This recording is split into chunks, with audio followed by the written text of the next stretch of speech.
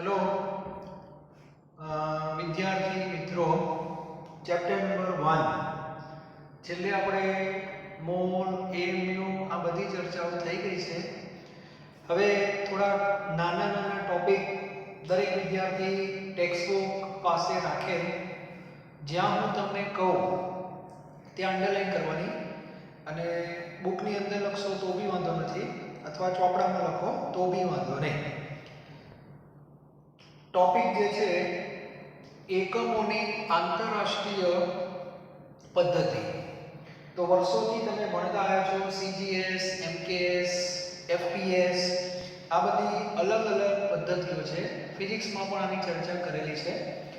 અત્યારે લેટેસ્ટ જે પદ્ધતિ છે જેનો કેમેસ્ટ્રીમાં આપણે ઉપયોગ કરીએ છીએ, એસઆઈ પદ્ધતિ, સિસ્ટમ ઇન્ટરનેશનલ, આ પદ્ધતિ અત્યારે કેમેસ્ટ્રીમાં ચાલે છે. બરાબર? તે મગજમાં દરેક પાસે હોવું જોઈએ. એસઆઈ પદ્ધતિમાં 7 રાશિને મૂળભૂત રાશિનો દરજ્જો આપેલો છે, એ પણ બધાને ખબર છે. એ 7 રાશિ કઈ, તો એના માટે દરેક વિદ્યાર્થી ટેબલ આપેલું છે 1.1, એનો જરા અભ્યાસ કરો. મૂળભૂત રાશિમાં લંબાઈ, દળ, સમય, વિદ્યુત પ્રવાહ, તાપમાન, જથ્થો અને પ્રદીપ્ત તીવ્રતા એવું લખેલું છે. દરેકના એકમ આપેલા છે. લંબાઈનો એકમ મીટર, દળનો કિલોગ્રામ, સમયનો સેકન્ડ, વિદ્યુત પ્રવાહનો એમ્પિયર, તાપમાનનો કેલ્વિન, જથ્થાનો મોલ, જેની આપણે બહુ ચર્ચા કરી, અને તીવ્રતાનો કેન્ડેલા. તો આ બધા મૂળભૂત રાશિ જે 7 છે એના એકમો છે. અને દરેક જે એકમ છે એની વ્યાખ્યા પણ આપેલી છે. વ્યાખ્યાની આપણે બહુ જરૂર નથી, બરાબર? એટલે આપણે એમાં બહુ પડતા નથી, પણ દરેકને એકવાર સમય હોય તો વ્યાખ્યા જરા તમારે વાંચી લેવી, બાકી એની કોઈ ખાસ જરૂર નથી. ત્યારબાદ પાછળ કેટલાક પૂર્વક ને બધું આપેલું છે, જે તમે નેનોમીટર, આ બધી જે આપણે વાતો કરીએ છીએ એ રીતનું એક ટેબલ છે. ધ્યાનથી બધા જોવે, બરાબર? હવે ટેબલ જે છે એ આ રીતે છે. પહેલા ખાનામાં લખ્યું છે ગુણક, બરાબર? પછી એનો પૂર્વક લખેલો છે, આવું લખેલું છે. હવે દરેક વિદ્યાર્થીએ આ ટેબલને કઈ રીતે સમજવાનું છે, તો આખું જે આ ગુણક છે ને એ મીટરના સંદર્ભમાં છે, બરાબર? એટલે એક તમને ખાલી ઉદાહરણ આપો. ધારો કે આપણે 10⁻⁹ ને પકડીએ, 10⁻⁹, બરાબર? અને અહીંયા લખ્યું છે નેનો. આનો મીનિંગ શું થયો, તો તમારે આ રીતે વાંચવાનો, 10⁻⁹ ની પાછળ મીટર લખી દેવાનું, બરાબર? વચ્ચે શું મૂકી દેવાનું, બરાબર, અને અહીંયા મૂકી દેવાનું 1. એટલે આ થઈ ગયું તમારે નેનોમીટર. મોટા ભાગે આ રીતે વપરાશે. એટલે સંબંધ શું થઈ ગયો, 10⁻⁹ મીટર બરાબર 1 નેનોમીટર થાય, બરાબર? એટલે દરેક વિદ્યાર્થી ટેક્સ્ટબુકમાં જે ગુણકનું ખાનું છે, બરાબર, એમાં દરેકની પાછળ શું લખી નાખો, metre metre metre metre metre metre metre લખી નાખો. બધા લખી નાખો મીટર. ચલો, વચ્ચે મૂકી દો બરાબર, વચ્ચે મૂકી દો બરાબર, અને દરેકની પૂર્વકની આગળ 1 1 1 1 1 1 આમ કરી દો, બરાબર? હવે તમારે અભ્યાસમાં કયા વધારે આવશે, તે પિકોમીટર આવે છે, એટલે એની સામે ટીક કરી દેજો. જે હું તમને કહું કે 10⁻⁻12 metre is equal to 1 picometre, એટલે ત્યાં ટીક કરી દો. એટલે સંબંધ તો ખબર હોવી જોઈએ. 10⁻12 મીટર બરાબર 1 પિકોમીટર. નેનોની સામે ટીક કરો, માઇક્રોની સામે ટીક કરો, મિલીની સામે ટીક કરો, સેન્ટીની સામે ટીક કરો, અને ડેસીની સામે ટીક કરો. ડેસી એટલે 10⁻⁻1 metre is equal to 1 decimetre, આમ કહેવાય, બરાબર છે? તો આ પણ ખબર હોવી જોઈએ. દરેક વિદ્યાર્થી આ રીતે મગજમાં એકમો હોવા જોઈએ, બરાબર? અને ડેસીમીટર, મીટર, મિલીમીટર, સેન્ટીમીટર, આ બધા જે ખરા ને એ લંબાઈના સંદર્ભમાં છે. હવે એક વસ્તુ તમને ખાલી સમજાવું. ચલો, હવે ધ્યાન આપજો. બધા મુદ્દાથી લખતા રહેજો, તમને ખ્યાલ આવે. મિલીમીટર, પછી સેન્ટીમીટર અને મીટર. ચલો બધાને ખબર હશે, અહીંયા મેં ગેપ નાની રાખી, અહીંયા મોટી રાખી છે. બધા વિદ્યાર્થીઓને ખબર છે કે આ બે વચ્ચે 10 ની ગેપ છે. 10 ની ગેપ એટલે 10 મિલીમીટર ભેગા કરો ત્યારે 1 સેન્ટીમીટર થાય. આ બધાને ખબર છે, બરાબર. અને સેન્ટીમીટર અને મીટરમાં કેવો સંબંધ છે? 100 સેન્ટીમીટર ભેગા કરો ત્યારે 1 મીટર થાય. ક્લિયર? હવે આ 10 ની ગેપ છે અને આ 100 ની ગેપ છે, તો વચ્ચે આપણે કંઈક મૂકવું પડે, અને વચ્ચે જે મૂકવાનું છે એ dm. dm એટલે ડેસીમીટર. ક્લિયર? હવે આ બધાની વચ્ચે 10 ની ગેપ થઈ ગઈ. જો ધ્યાન રાખજો, 10 મિલીમીટર બરાબર 1 સેન્ટીમીટર. પછી આ બે વચ્ચે, હવે આ બે વચ્ચે શું થશે? તો 10 સેન્ટીમીટર બરાબર 1 ડેસીમીટર. બરાબર. અને આ બે વચ્ચે 10 ડેસીમીટર બરાબર 1 મીટર. આવું લખતા રહેજો. એટલે જેટલી માહિતી મળે એ તમને લખાવતો રહું છું. એટલે ક્યાંક દાખલા ગણો, ગણતરી હોય એમાં તમને ભૂલ પડે નહીં. ક્લિયર? તો આ પણ ખબર હોવી જોઈએ. એટલે 10 ની ગેપ મેં પાડી આપી. સમજાય છે?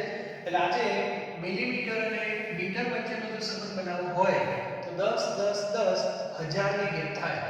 1000 મિલીમીટર ભેગા કરો ત્યારે 1 મીટર થાય. બરાબર. આ બે વચ્ચેનો સંબંધ 100 સેન્ટીમીટર બરાબર 1 મીટર. આ બે વચ્ચેનો સંબંધ હવે ખ્યાલ આવી ગયો? આ બે વચ્ચેનો 100 ની ગેપ આવશે. 100 મિલીમીટર બરાબર 1 ડેસીમીટર. આ બે વચ્ચેની ગેપ 10 સેન્ટીમીટર બરાબર 1 ડેસીમીટર. તો આ રીતે સમજવાનું છે. ક્લિયર? તો લંબાઈમાં મારે તમને જે કહેવાનું હતું એ આ છે.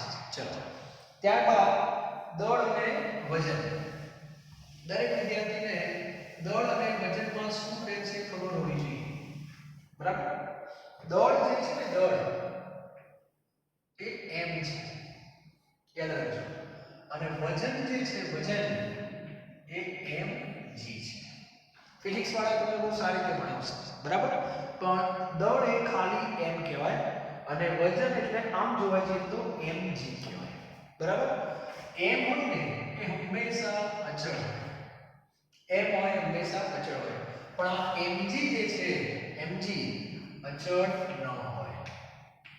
અચળ ન હોય કારણ g બદલાય. બધાને ખબર છે પૃથ્વી ઉપર g નું મૂલ્ય અલગ હોય અને ચંદ્ર ઉપર અલગ છે. બધાને ખબર છે. બરાબર. પૃથ્વી ઉપર કેટલું છે આપણું? 9.8 છે અને ચંદ્ર ઉપર કંઈક એના છઠ્ઠા ભાગો છે. એટલે જ્યારે કોઈ વ્યક્તિ પૃથ્વી ઉપર ઊભી હોય ત્યારે એનું જે વજન આવશે, g તો જોઈન્ટ જ છે.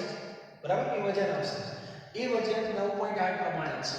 અને એ વ્યક્તિ જ્યારે ચંદ્ર ઉપર જશે ત્યારે જે વજન હોય એનો છઠ્ઠો ભાગ થઈ જશે. બરાબર. એટલે g નું મૂલ્ય ગ્રહ બદલાય એમ બદલાય છે, ગુરુત્વાકર્ષણ એટલા માટે. અને એટલા માટે વજન બદલાતું રહે, દળ ક્યારેય બદલાતું નથી. પણ જ્યારે આપણે પૃથ્વી ઉપર રહેતા હોઈએ ત્યારે દળ અને વજનનો અર્થ સરખો લઈએ છીએ. ઘણા દળે બોલે, ઘણા વજને બોલે છે. બહુ ફેર નથી પડતો કારણ કે જીની અસર બધે નાબૂદ થાય એટલા માટે. પણ સૈદ્ધાંતિક રીતે દળ અને વજનમાં ફેર છે. દળનો એકમ m અને દળ કિલોગ્રામમાં હોય. બરાબર.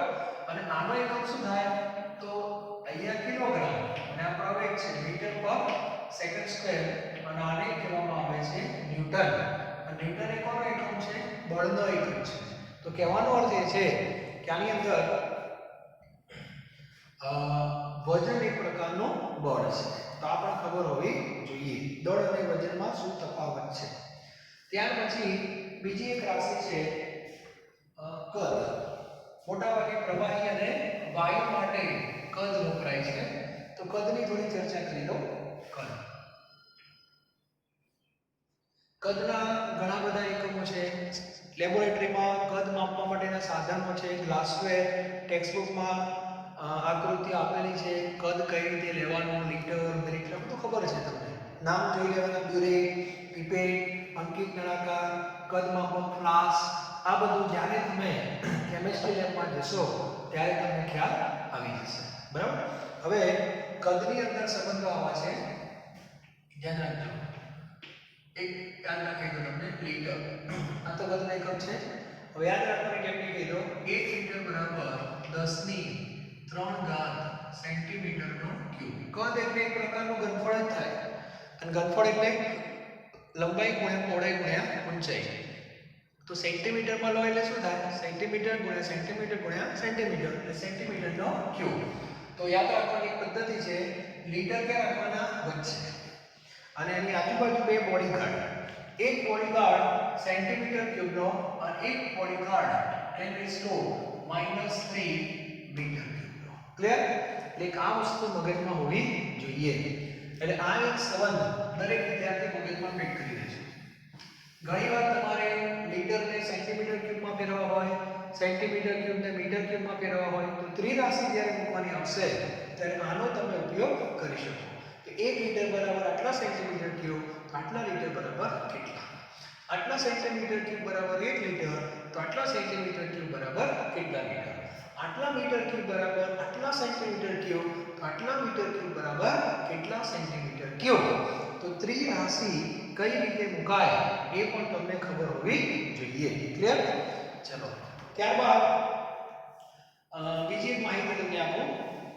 એક સંબંધ આપણે સાબિત કરવાનો છે કે 1 લીટર, ધ્યાન રાખો, 1 લીટર બરાબર 1 dm ક્યુબ, આવું રૂપમાં લખેલું છે.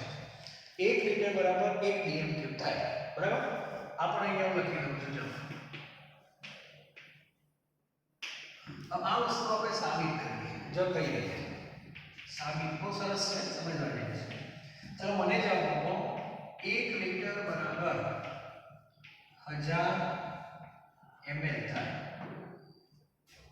1 લીટર બરાબર 1000 ml થાય. બરાબર છે? ચાલો, હવે જેટલા ml હોય ને એટલા સેન્ટીમીટર ક્યુબ કહેવાય. આગળ મેં તમને કીધું હતું પાણીની ઘનતા સરખી લેવાય છે. 1 ml બરાબર 1 સેન્ટીમીટરનો ક્યુબ. એક આવશે રાખજો. એટલે 1 લીટર બરાબર 1000 ml થાય અને 1 ml બરાબર 1 સેન્ટીમીટર ક્યુબ છે. તો 1000 ml બરાબર 1000 સેન્ટીમીટર ક્યુબ થાય. ચલો, હવે 1000 ને આવું લખાય. ધ્યાન આપજો, 1000 કેમ થાય? 10 સેન્ટીમીટર ગુણ્યા 10 સેન્ટીમીટર ગુણ્યા 10 સેન્ટીમીટર. જો તો ચાલશે?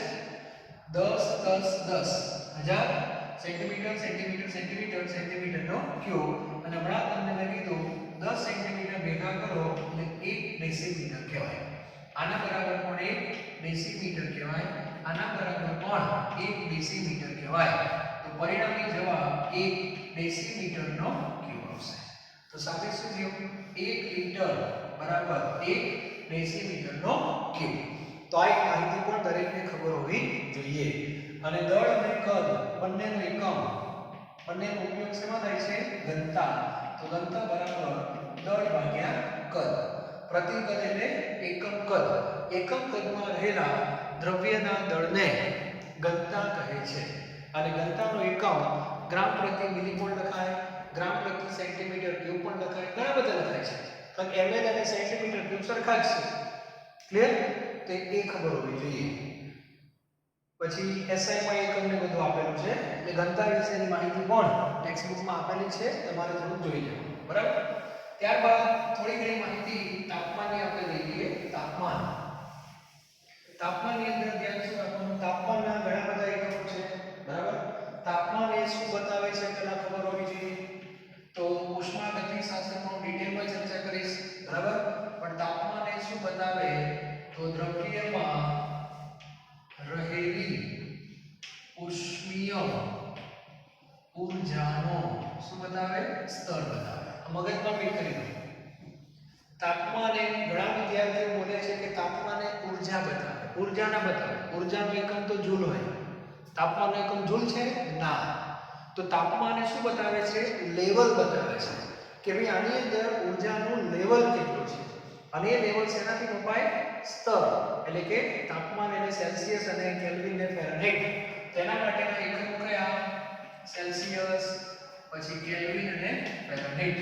એમાં કેલ્વિન વાળો જે એકમ છે એને નિરપેક્ષ તાપમાન કહે છે. શું કહેવાય? નિરપેક્ષ તાપમાન જે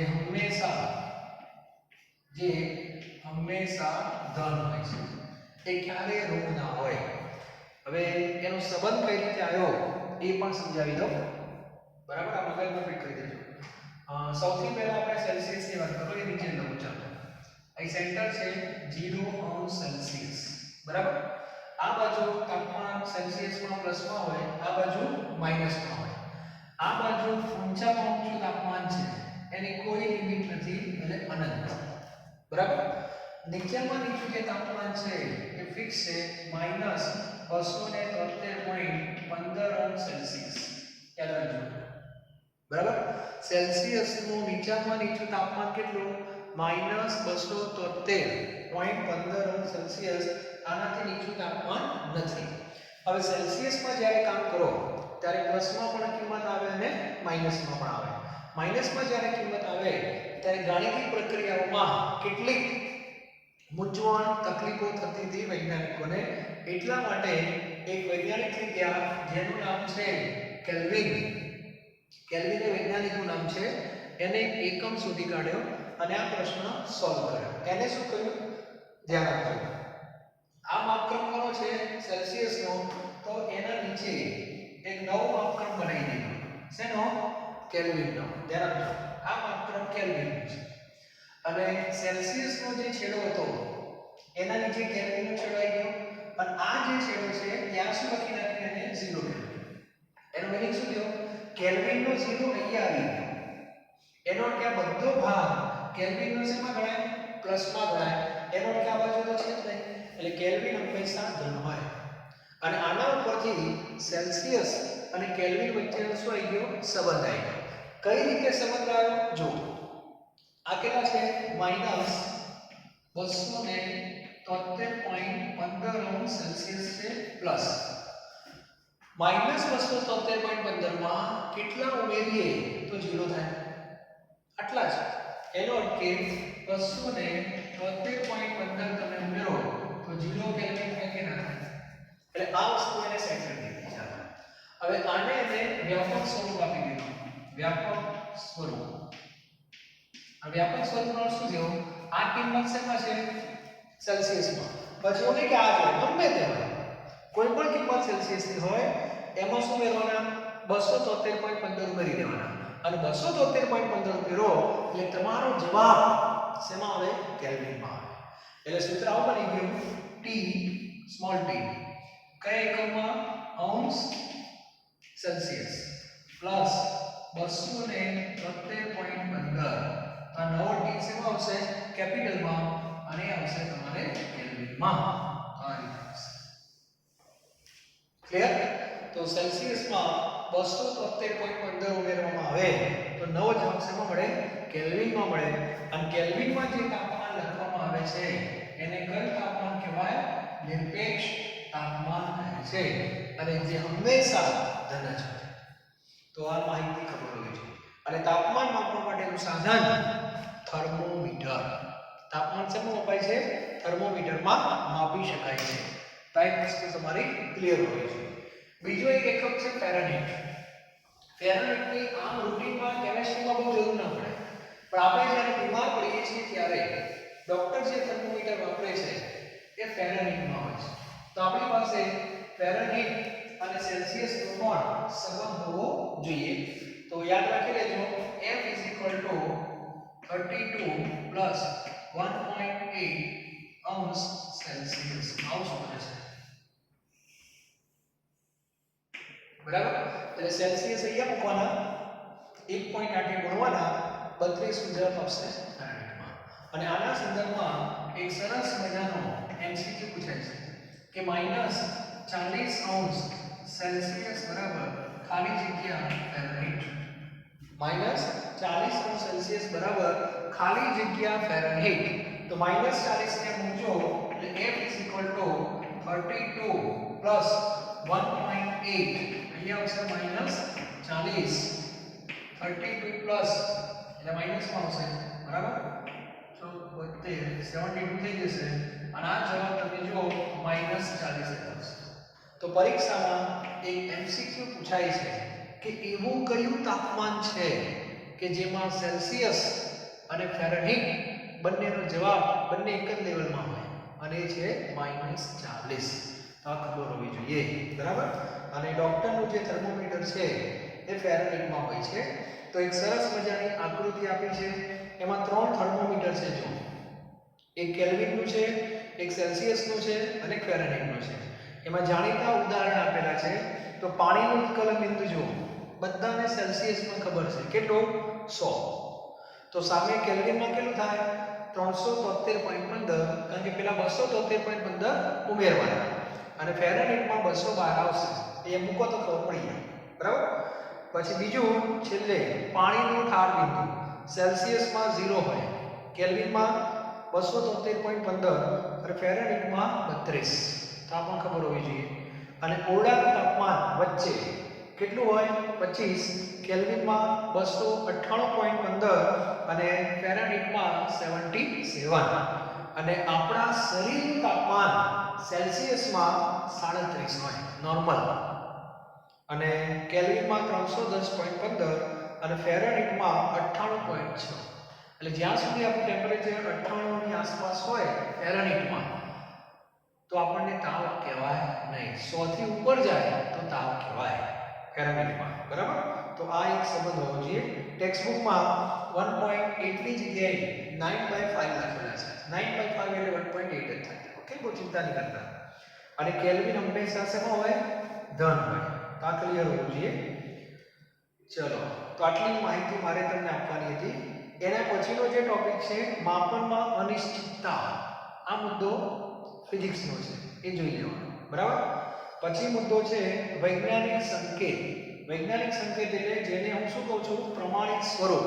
એ બધાને ખબર જ છે કે 1 2 3 4 આને પ્રમાણિત સ્વરૂપમાં લખવા હોય તો અહીંયા પોઈન્ટ છે, એને ઉપાડી દઈ લાવવાનું છે.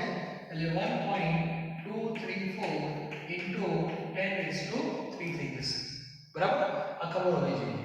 અને 0.1234 હોય તો 1.234 into 10⁻⁻1 અને 1.234 હોય તો બરાબર જ છે 1.234 10⁻0. આ જે સિસ્ટમ છે અને વૈજ્ઞાનિક સંકેત કહો તો બી વાંધો નહીં, સાયન્ટિફિક નોટેશન કહો તો બી વાંધો નહીં અને પ્રમાણિત સ્વરૂપ કહો તો બી વાંધો નથી. ક્લિયર? તો દરેક વિદ્યાર્થીને ખબર હોવી જોઈએ. તો આટલી ચર્ચા હતી. એના પછી સાર્થક અંકને બધું છે. તો મને માહિતી મળેલી છે કે સાર્થક અંકનું આખું લેક્ચર ફિઝિક્સમાં તમારું થઈ ગયેલું છે. તો એનું એ જ લેક્ચર સાર્થક અંકમાં તમારે લઈ લેવાનું. જાતે પ્રયત્ન કરજો, આવડી જશે નિયમો, બરાબર. એના પછી એકમ ફેરવવાના ને બધું તમે જેમ જેમ દાખલા ને બધું પણ એમ આવડે, એના માટે કોઈ ટોપિકની જરૂર નથી. તો આમ જોવા જઈએ તો આપણું આ ચેપ્ટર હવે સંપૂર્ણપણે પૂરું થઈ ગયું કહેવાય. છતાં દરેક વિદ્યાર્થી પ્રસ્તાવના ખાસ વાંચી લે. શરૂઆતમાં રસાયણ વિજ્ઞાનની અગત્ય આપેલી છે, એ પણ વાંચવી જોઈએ. એટલે જેટલું ટેક્સ્ટબુકમાં તમને દેખાય છે તે વ્યવસ્થિત વાંચી લેવાનું, એટલે મજા આવશે. પછી દ્રવ્ય ને બધું તો આપણે ચાલી ગયું છે, તો પ્રશ્ન નથી. ટૂંકમાં પહેલું ચેપ્ટર આપણે પૂરું કરેલું જાહેર કરીએ છીએ. ક્લિયર? અને સ્વાધ્યાયના જે કંઈ દાખલાઓ બાકી રહી ગયા છે આ બધાના સંદર્ભમાં હજુ પણ બાકી હશે. આગળના જે દાખલા હતા મેં તમને કહી દીધા હતા, હોમવર્કમાં આપ્યા હતા. એ સિવાયના જે કંઈ એક્ઝામ્પલ છે એ સિવાયના એટલે કયા તો કહી દો એટલે તમને સંતોષ થઈ જાય. 1.13 પછી 1.14 1.15 બધા જાતે જ લખવાના તમારે. 1.16 પછી 1.18 1.19 બરાબર, બધું બુકમાં આપેલું છે, જોઈ લેવાનું. પછી 1.20 પછી 1.21 જે છે એમાં બી ખાલી જગ્યાઓ છે. 1.22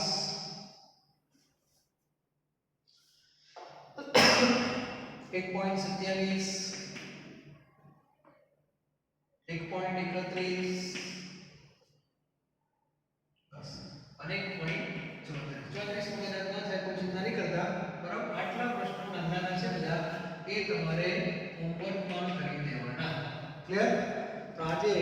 આપણું આ પહેલું ચેપ્ટર ઓફિશિયલી હવે પૂરું થઈ ગયેલું છે. એક લેક્ચર હું લઈશ હજુ, એ પહેલા ચેપ્ટરના સંદર્ભમાં નથી, પણ એ ચેપ્ટરમાં આપણે ચર્ચા કરી કરશું લોગ અને એન્ટી લોગની. કારણ કે મારે આગળ જે ચેપ્ટરો હવે ભણાવવાના આવે છે ફિઝિકલ કેમિસ્ટ્રીના, ઉષ્માગતિશાસ્ત્ર, સંતુલન, બહુ લાંબા ચેપ્ટરો છે બધા. એમાં લોગ અને એન્ટી લોગ આવડવા જોઈએ, બરાબર? તો એના માટેનું આખું લેક્ચર તમને સમજાવી દઈશ વ્યવસ્થિત, એટલે વચ્ચે આપણને કોઈ તકલીફ પડવી જોઈએ નહીં. ક્લિયર? તો પહેલું ચેપ્ટર આપણું અહીંયા પૂરું થઈ ગયું છે. સાર્થક અંગવાળો ટોપિક ફિઝિક્સમાં જે ભણાવેલું છે એ જ તમારે તૈયાર કરી દેવાનું, એમાંથી અલગ ના હોય, બરાબર? ચાલો, તો આજનું લેક્ચર આપણું અહીંયા પૂરું થાય છે. Thank you very much. અને આટલા મેં પ્રશ્નો કીધા એ તમારે વ્યવસ્થિત તૈયાર કરી દેવાના. ક્લિયર? અને લોગનું આપણે એક લેક્ચર લઈશું, બરાબર? Okay, thank you.